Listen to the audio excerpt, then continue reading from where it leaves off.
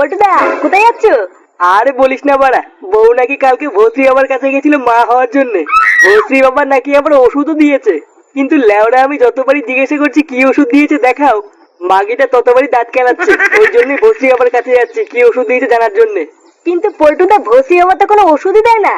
কি আলবাল বকছিস? ওষুধ দেয় না মানে? হ্যাঁ রে বাড়া, ওই চোদনা তো শুধু মেয়েদেরকে ফাঁসিয়ে মেয়েদের সাথে পকপক করে। ওই শান্তির ছেলেতে কোনো ওষুধই দেয় না। ওই জন্যই মনে হয় বৌদি ওষুধের কথা শুনে দাঁত কেলাচ্ছিল। এই কি বলছিস এসব? তার মানে ভস্রী বাবা আমার বউয়ের সাথে পকপক করেছে? হ্যাঁ হ্যাঁ গো পল্টুদা, তাই তো মনে হচ্ছে গো।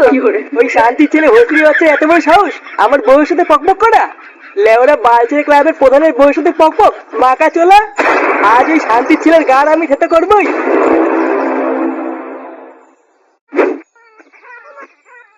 খেলা হবে, খেলা হবে।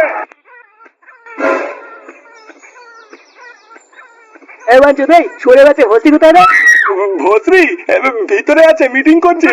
ওর মিটিং আজকে সেটার ভিতরে ঢুকাবো। খানকির ছেলেকে ধরে এমন সেটা ভাঙবি যাতে আর কোনোদিন মিটিং করতে না পারে।